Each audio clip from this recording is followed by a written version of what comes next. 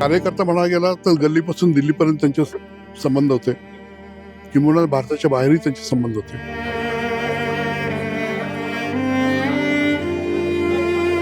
शिक्षण क्षेत्रात म्हणाल तर म्हणजे एक अतुल्य असं माहिती एक राजवंश होता. तो राजवंश जसा पाण्यामध्ये सहजतेनं पोहतो तसं ह्या क्षेत्रात त्यांची माहिती आहे ते वावरले तसे. म्हणजे कागद आहे का, पेन आहे का, त्यांना ते कागद आणि पेन ठेवल्यावर माणूस खूप आवडत मनापासून. म्हणजे तुमचं जे काम आहे ते देऊन सांगायचं आणि द्यायचं. तर तो म्हटलं माझ्याकडे काहीच नाही आहे. तर त्याच्या खिशामध्ये एसटीचं तिकीट होतं आणि त्या तिकीटच्या मागं त्यांनी लिहून दिलं की ॲडमिशन ग्रांटेड DY पाटील 19 जा म्हणून सांगितलं.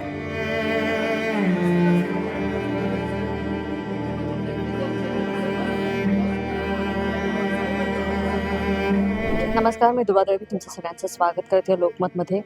कोल्हापूरसह राज्य आणि देशभरामध्ये आज शोककळा पसरलेली आपल्याला पाहायला मिळते. शिक्षण असेल, समाजकारण आणि आरोग्य क्षेत्रावरती. शिक्षण महर्षी DY पाटील यांनी 90व्या वर्षी त्यांच्या निवासस्थानी आहेत जो अखेरचा श्वास घेतला आणि त्यानंतर कोल्हापूरमध्ये त्यांचे कार्यकर्ते असतील, त्याचबरोबर अनेक जण आहेत जे त्यांच्या अंत्यदर्शनासाठी गर्दी करत आहेत. त्याचबरोबर अनेकांना त्यांचा सहवास लाभला आहे. त्यांच्याकडनं आपण त्यांच्या आठवणी जाणून घेणार आहोत. सर, काय सांगा, DY पाटलांच्या आठवणी तुमच्याकडे काय आहेत? खूप मोठं कार्य आहे शिक्षण क्षेत्रामध्ये, समाजकार्यामध्ये त्यांनी केलं. मी त्यांच्याबरोबर स्वतःला भाग्यवान समजतो की मी त्यांच्याबरोबर फिरलो आणि त्यांनी मला ज्या ज्या ठिकाणी घेऊन गेले त्याच्या ठिकाणी मी बघितलं तर अचंबित व्हायचो. माणसं भेटायला यायचे. याने मी कधी कोणाच्या विरुद्ध बोललेलं ऐकलेलं नाही. निगेटिव्ह विचार कधीच नसायचा. Is always positive. स्वप्न पण खूप मोठे असायचे त्यांचे आणि त्यास अनुसरून त्यांचे प्रयत्न असायचे. एखाद्या माणसाचं काम समजा नाही त्यांच्या हातून जर झालं तर ते लगेच म्हणजे सॉरी, आम्ही तुमचं हे काम करू शकलो नाही, तुम्ही कमी पडला नाही, मीच कमी पडलो, असं ते स्वतःला समजून घ्यायचं. असं एक कुठून म्हणजे कार्यकर्ता म्हणायला गेला तर गल्लीपासून दिल्लीपर्यंत त्यांचे संबंध होते, किंबहुना भारताच्या बाहेरही त्यांचे संबंध होते. विशेष करून मॉरिशसशी त्यांच्या अगदी जवळचे संबंध होते, नेपाळशी होते. काही 12 गोड आठवणी आहेत, पण ज्या गोड नाही आहेत असे जे वाटतं आपल्याला त्याचा ते कधीच उल्लेख करत नसत किंवा त्याच्याबद्दल कधी असं हे म्हणत नसेल की अरे हे माझं असं असं झालं, असं कधी नसेल. शिक्षण क्षेत्रात म्हणाल तर म्हणजे एक अतुल्य असं माहिती एक राजवंश होता. तो राजवंश जसा पाण्यामध्ये सहजतेनं पोहतो तसं ह्या क्षेत्रात त्यांची माहिती आहे ते वावरले तसे. लोकांना मदतीचा हात द्यायचे होते.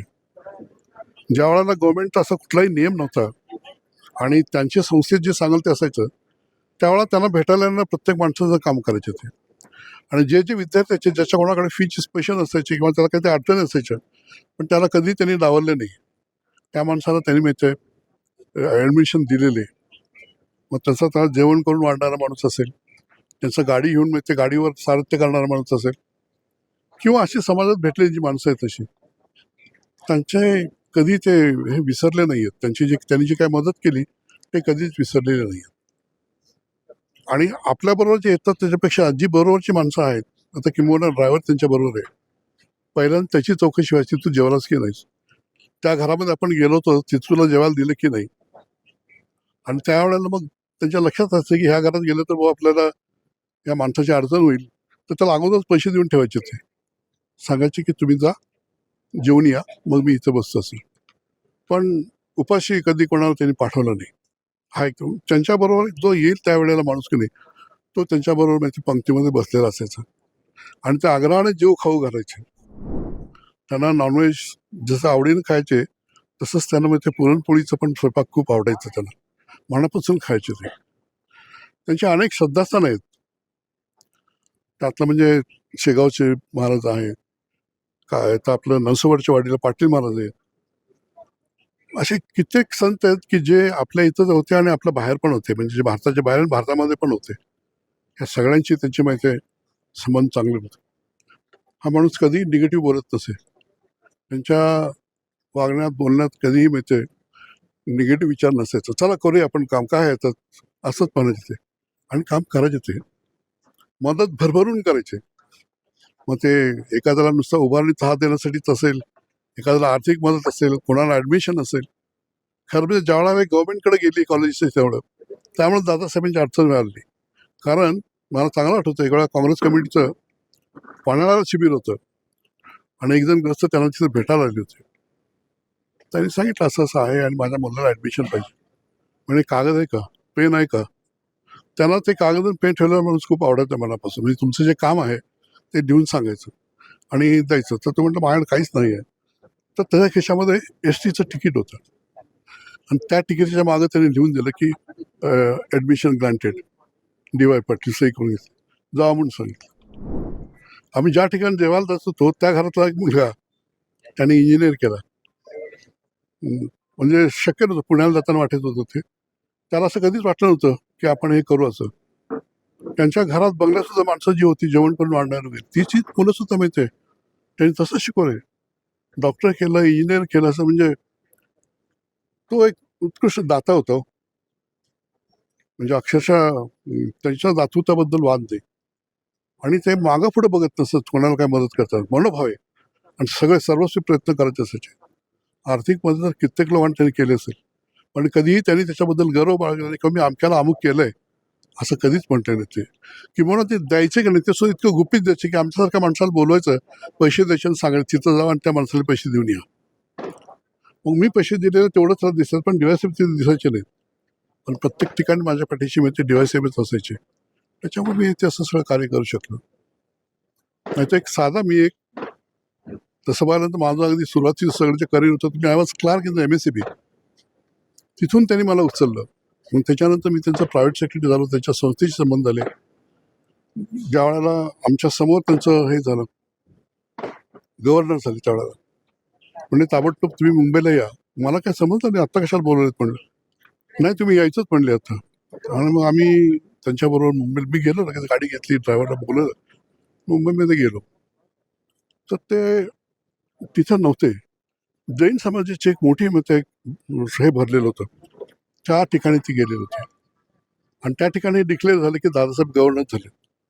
त्यामुळं दादासाहेबांचा पहिला सत्कार त्या जैन कम्युनिटीने केला. त्या लोकांनी केलेले.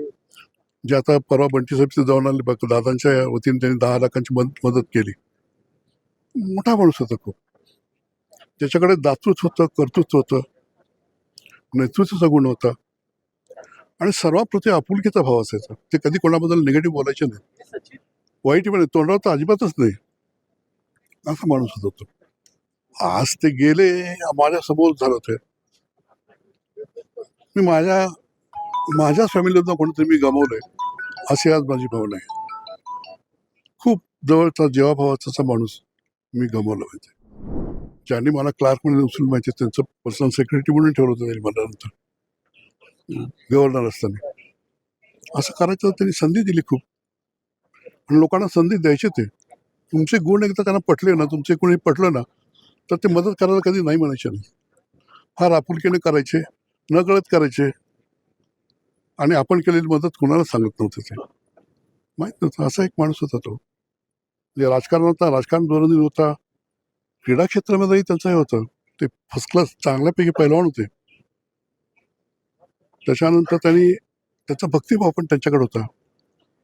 यशवंत हे जे नाव जे आलं की नाही, ज्ञानदेव हे नाव आलं ते त्यांच्या जन्माच्या वेळेला म्हणजे त्यांच्या वडिलांनी ते केलेलं होतं आणि हे इथे एक त्यांचं मंडप आहे. त्या मंडपामध्ये बोलले होते की माझा मुलगा सरतो त्याला मी असं तुमचं नाव देणं, तुमचं ज्ञानेश्वर झालं ते. आणि हा ज्ञानेश्वर मग ज्ञानदानाच्या क्षेत्रात तसंच माहिती आहे, भक्तीच्या क्षेत्रात सुद्धा माहिती आहे, अग्रक्रमाने ते पुढे राहिले. सगळ्यांना ते घेतलं, सगळ्यांना सामावून घेतलं. कधी कोणाचा दुस्वास केला नाही, कधी कोणाबद्दल निगेटिव्ह बोलले नाही. सर्व थरातले, सगळ्या क्षेत्रातले, मग तो जात काय असेल, तिची कास्ट काय असेल, त्याची त्यांनी कधीच पर्वा केली नाही. तो आला तो त्यांचाच झाला आणि अशा आलेली माणसं ती त्यांना कधी सोडून गेलेली नाही. शेवटपर्यंत त्यांच्याशीच राहिली ती. ठीक आहे. तर आपण जाणून घेतलं doctor D Y Patil, Padma Shri doctor D Y Patil यांचं निधन झालं आणि त्यांच्याविषयीच आठवणींना जागवलं आहे त्यांचे एकेकाळी असलेले हे पी ए. असंख्य अशा आठवणी आहेत त्यांनी सांगितल्या आणि त्याचबरोबर या व्यक्तिमत्वाबद्दल अनेक पैलू आहेत जे त्यांनी आज उलगडलेले आहेत. अनेकांना कशा पद्धतीने मदत केली आणि हा मदत देणारा दाता आहे ज्याने आज शेवटचा श्वास कोल्हापूरमध्ये घेतला. अनेक जण त्यांना भेटण्यासाठी या ठिकाणी येत आहेत आणि त्याचबरोबर संपूर्ण शिक्षण असेल, आरोग्य असेल आणि त्याचबरोबर समाजकारण, राजकारण या क्षेत्रातील एक खूप मोठी हानी झाल्याची हळहळ आता व्यक्त होते. याबरोबरच मी इथेच थांबते. लोकमतसाठी कोल्हापूरहून दुर्वा द्रविड. धन्यवाद.